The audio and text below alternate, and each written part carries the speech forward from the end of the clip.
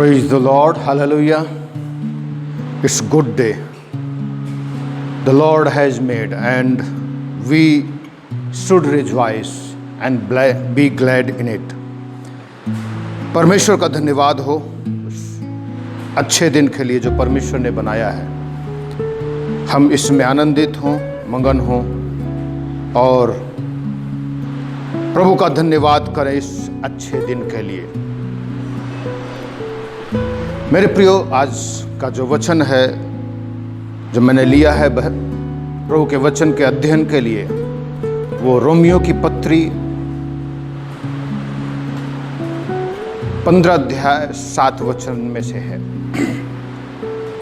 इसलिए जैसा मसीह ने परमेश्वर की महिमा के लिए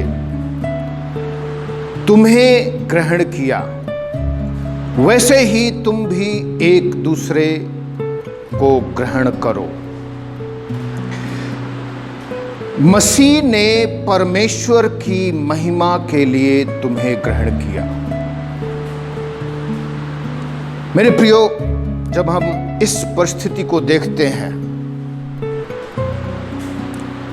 जो वर्तमान में चल रही है, जहां पर एक देश दूसरे देश पर आक्रमण कर रहा है। आक्रमण कई तरीके से कर रहा है। कुछ लोग तो सेना के द्वारा आक्रमण कर रहे हैं, कुछ लोग जैविक हथियारों के द्वारा आक्रमण कर रहे हैं, कुछ लोग क्लस्टर बम और केमिकल बम के द्वारा आक्रमण कर रहे हैं। कुछ लोगों ने तो गोरिल्ला युद्ध और कैसे कैसे युद्ध हैं जो लोगों ने छेड़ रखे हैं। एक देश दूसरे देश के विरुद्ध युद्ध छेड़े हुए हैं। इसका मूल यह है कि परमेश्वर का प्रेम लोगों के बीच में से जा चुका है।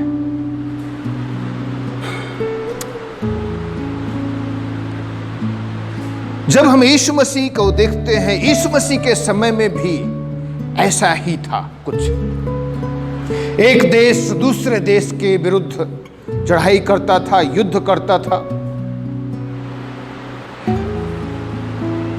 और इस प्रकार से वो लोग युद्ध जीतते थे। साम्राज्यवादी हुआ करते थे लोग, जो एक देश के बाद दूसरे देश, और इस प्रकार से वो अपना आधिपत्य, अपना साम्राज्य पूरे विश्व में स्थापित करना चाहते थे। इतिहास के अनुसार जब हम देखें, पहला साम्राज्य का जो उदय हुआ वो मिस्र का साम्राज्य था। उसके बाद जो दूसरे साम्राज्य का उदय हुआ वो सूर्यों का साम्राज्य। तीसरे साम्राज्य का जो उदय हुआ वो था बेबीलोन का साम्राज्य, और चौथे उसके बाद जो साम्राज्य का उदय हुआ वो फारसी साम्राज्य कहलाया, और उसके बाद जो साम्राज्य का उदय हुआ वो यूनानी साम्राज्य, और उसके बाद रोमी साम्राज्य। तो ये साम्राज्यवाद फैला हुआ है, क्योंकि मनुष्य इतना स्वार्थी हो गया है, मनुष्य के अंदर इतना सेल्फिशनेस हो गया है कि वहां पर प्रेम नहीं है। They want to become rich. They want to become dominating, and there are so on many reasons. अपने आप को सुपीरियर बनाने के लिए वो दूसरे को इंफीरियर बनाना चाहते हैं, दूसरे को नष्ट करना चाहते हैं, दूसरे को बर्बाद करना चाहते हैं। How people have filled with arrogance, घमंड, इन सब चीजों से भर गए हैं। लेकिन मेरे प्रियो,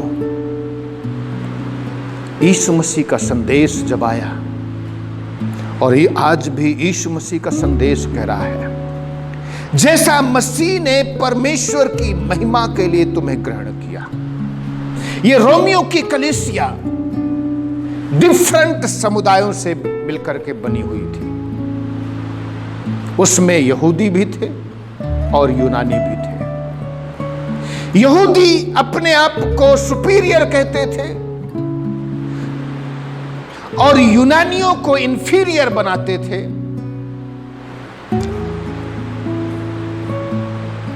लेकिन परमेश्वर का वचन बताता है, ना ही तो कोई यूनानी रहा, ना तो कोई बारबेरियन रहा, ना ही कोई यहूदी रहा, ना ही कोई स्कूती रहा।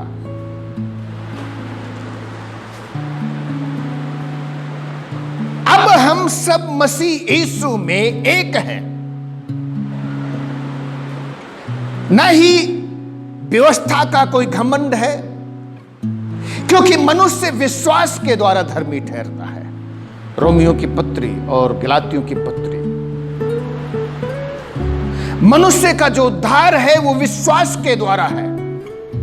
और इस बात को पौलुस सिद्ध करता है कि अब्राहम जो धर्मी ठहरा वो व्यवस्था के कामों से नहीं परंतु विश्वास के द्वारा धर्मी ठहरा। यहां तक कि अब्राहम के विषय में बताता है पौलुस कि वो जो धर्मी ठहरने की जो दशा थी वो खतना से पहले की थी, खतना बाद में आया। हम लोग, प्रभु का वचन बताता है, यहां पर कई अनुवाद अलग अलग शब्द इस्तेमाल करते हैं। अंग्रेजी में NIV ग्रहण करने के लिए एक्सेप्ट इस्तेमाल करता है। ESV कहता है therefore welcome one another. NIV कहता है एक्सेप्ट वन अनदर। और KJV कहता है वेयरफॉर रिसीव वन अनदर। और अधिकतर NSV एक्सेप्ट, NLT एक्सेप्ट और SB भी एक्सेप्ट ही शब्द इस्तेमाल करता है।